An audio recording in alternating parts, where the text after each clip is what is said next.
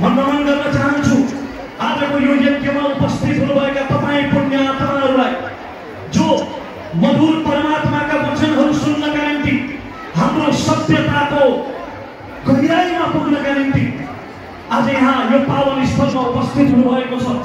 वास्तवमा यस्ता पावन अवसरहरूले, यस्ता यज्ञहरूले, यस्ता अनुष्ठानहरूले हामीलाई हाम्रो ऐना देखाउने गर्दछ। हामी को हौ वास्तवमा? हाम्रो अनुहार भनेको खालि भौतिक अनुहार होइन, हाम्रो आत्मिक अनुहार, हाम्रो सभ्यता, हाम्रो जीवनशैली, हाम्रा पुर्खा, हाम्रो इतिहास, हाम्रो विरासत, हाम्रो धर्म र संस्कृतिसँग हामीलाई एकाकार गराउनको लागि यस्ता अनुष्ठानहरू सधैँ सहायक सिद्ध हुने गर्दछन्। त्यसकारण म यहाँहरू सबैलाई हृदयदेखि नै आज यो अनुष्ठानमा सहभागी हुनुभएकोमा नमन गर्न चाहन्छु। म जान्दिनँ, न म कुनै सन्त हो, न म कुनै तपस्वी हो, न म कुनै राधिका हमाल दिदीहरू जस्तो कुनै हुनहार कलाकार हो। म बबुलो गृहस्थ मान्छे, अपरिपक्व, अनभिज्ञ, अनुभवहीन। तर आज मलाई ममा के देख्नुभयो महाराजले र मलाई यो मञ्चमा आमन्त्रण गर्नुभयो? म जान्दिनँ। मलाई त यति मात्रै थाहा छ कि मलाई केही पनि थाहा छैन। यो सुकरात्मा बनायो तर म यससँग पूर्ण सहमत छु। मलाई केही थाहा छैन, तर यो अज्ञानी मनुष्यलाई जुन यो प्लेटफर्म महाराजले आज प्रदान गर्नुभयो यसको औचित्य, यसको अभिप्राय म जान्दिनँ। मलाई किन आज माता सरस्वतीले यहाँ उपस्थित गराउनु भयो र मेरो मुखबाट के प्रकट गराउन चाहन्छ ईश्वर, त्यो पनि म जान्दिनँ। ईश्वरको योजना अपरम्पार हुन्छ।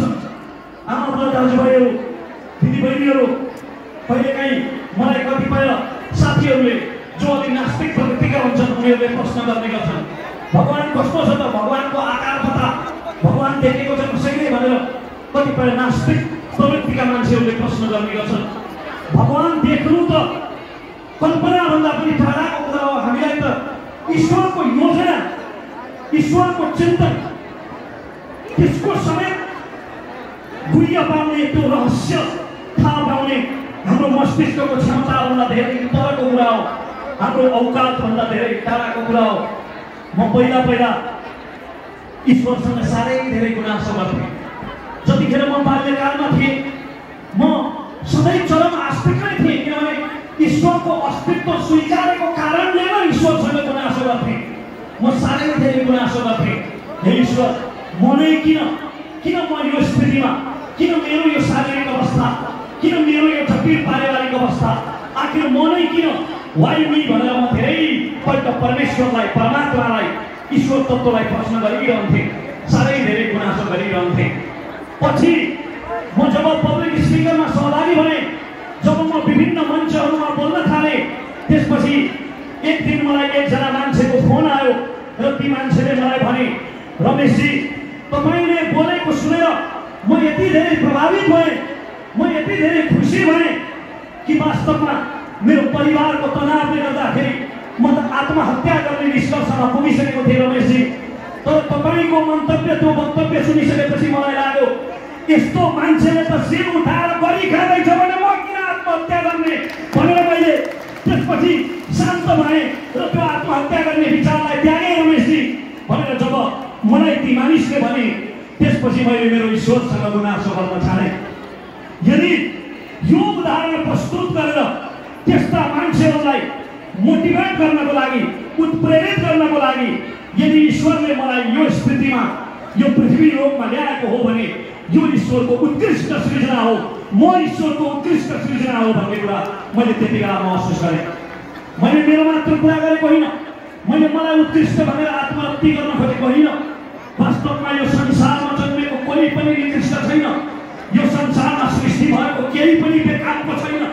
हरेक चिजको उद्देश्य छ, हरेक मान्छेको उद्देश्य छ, हरेक प्राणीको उद्देश्य छ, इभन एउटा ब्याक्टेरियाको पनि उद्देश्य छ। शास्त्रले भन्दछ, अमन्त्रम अक्षरो नास्ति नामूलस्ति वनस्पते, अमन्त्रम अक्षरो नास्ति नामूलस्ति वनस्पते, अयोग्यम मनुष्यो नास्ति योजक तत्र दुर्लभ। अर्थात् मन्त्र बिनाको कुनै अक्षर हुँदैन। यदि मनले, श्रद्धाले, भक्तिले ग्रहण गर्ने हो भने, सिद्ध गर्ने हो भने हरेक अक्षर मन्त्र बन्न सक्छ। औषधि बिनाको कुनै वनस्पति हुँदैन। हरेक वनस्पतिको पातमा, जरामा, डङ्खमा, हाँगामा, काण्डमा, फलमा, पत्रमा, फुलमा केही न केहीमा औषधि विराजमान हुन्छ, तर त्यसलाई चिन्न सक्नु पर्दछ। त्यसैले नै मनुष्य पनि कुनै पनि मान्छे अयोग्य हुँदैन, तर उसले आफूलाई चिन्न सक्नु पर्दछ, आफ्नो उद्देश्यलाई चिन्न सक्नु पर्दछ। त्यसकारण कहिलेकाहीँ जीवनदेखि निराश भएका मान्छेहरूलाई यो उक्ति सुनाउनुहोला र भन्नुहोला कि कुनै दिन आफ्नो जीवन निराश लाग्यो भने झमक कुमारी घिमिरे जस्ता मान्छेहरूलाई हेर्नु, पारिजात जस्ता मान्छेहरूलाई हेर्नु, जो ईश्वरका उत्कृष्ट सृजनाहरू हुन्। कम्मलभन्दा तल नचल्दा पनि मदन पुरस्कार जितेकै हुन् पारिजातले।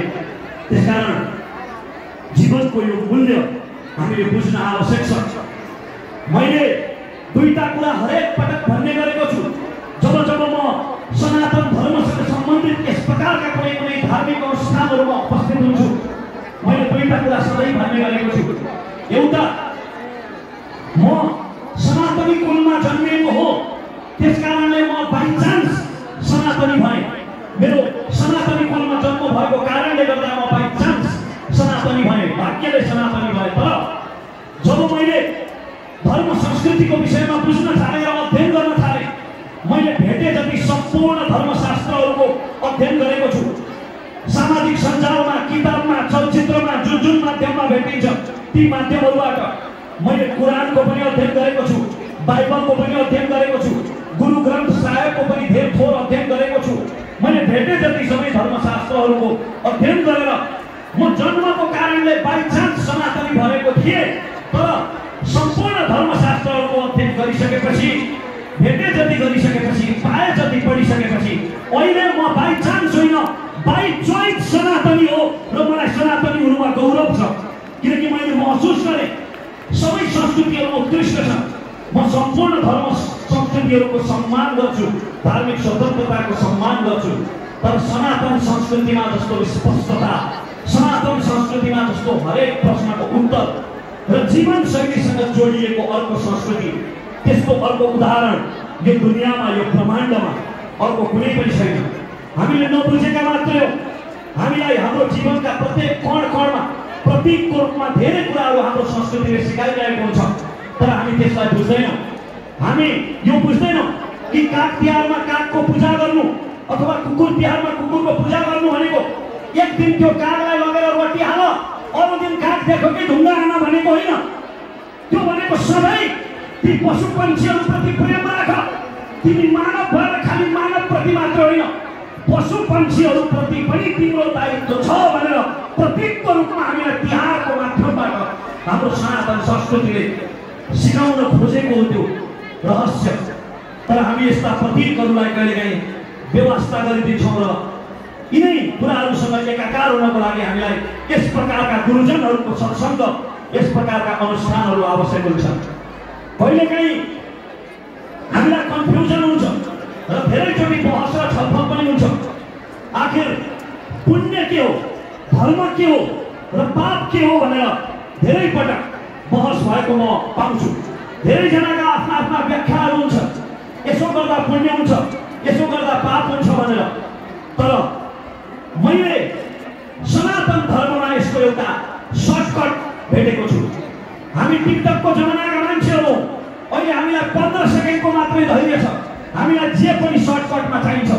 त्यसकारण कहिलेकाहीँ पाप के हो, पुण्य के हो भनेर हामीलाई कन्फ्युजन भयो भने महर्षि वेदव्यासले म जस्ता अज्ञानीहरूको लागि सर्टकट बताउनु भएको छ।